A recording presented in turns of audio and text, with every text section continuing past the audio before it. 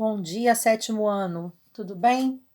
Estamos aqui para a nossa última aula do primeiro bimestre e quis fazer diferente agora, quis fazer essa aula em slides, tá? Vamos ver um pequeno resumo desse último capítulo, Comédia dell'arte. Nada mais é do que o início do teatro no mundo, tá? É muito interessante esse capítulo e tem como objetivo conhecer o ser humano, tá? Conhecer a sua história e como esse ser humano vai pertencer ao mundo. Vocês sabem que vários artistas, né, demonstram a sua arte em virtude de acontecimentos políticos, sociais, né? Uma sátira falando sobre algum político e daqui para frente, né, vocês vão ver ainda muita coisa falando sobre o coronavírus, né? As pessoas vão tirar dessa triste história algo divertido, né. Já deve estar até acontecendo já no Facebook em relação a isso, né. Infelizmente, vamos falar assim, o povo brasileiro, ele ri muito da desgraça, né, infelizmente. Então, vamos começar a entender o sentido do teatro no mundo. Como que surgiu isso, né? O homem, ele começou a construir a sua história, né, e como essa história ia fazer parte do mundo, né. Então, o que que ele fez? Ele escolheu a arte para falar sobre várias histórias que acontecem, né, e aconteciam naquela época. Então, vamos lá. O teatro começou num período muito marcante, que foi o período da Renascença. O que era esse período da Renascença? Era a evolução do homem, né?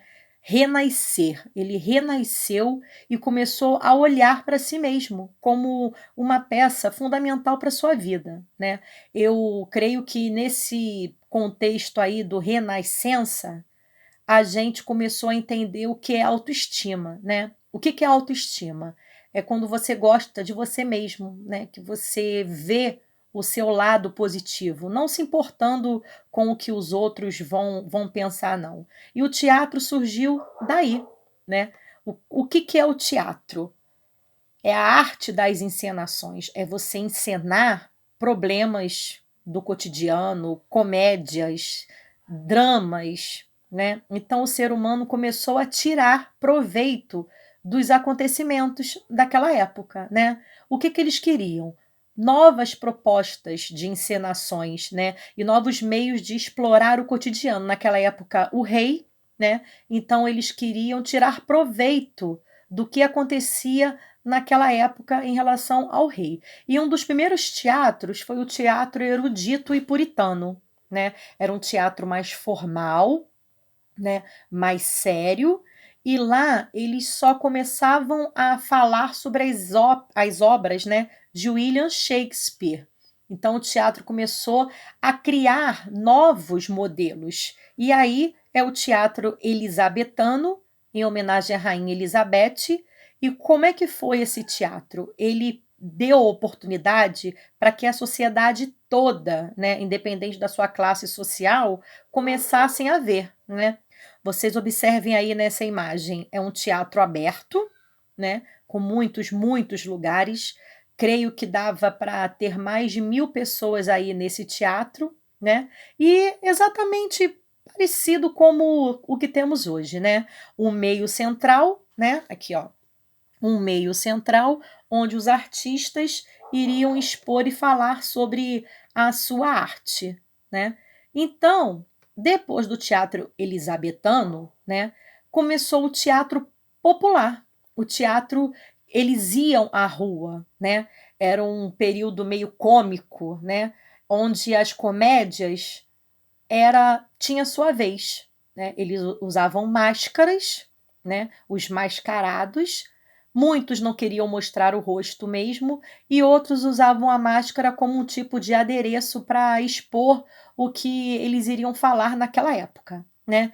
E após o desenvolver do teatro, começou a surgir as festividades carnavalescas.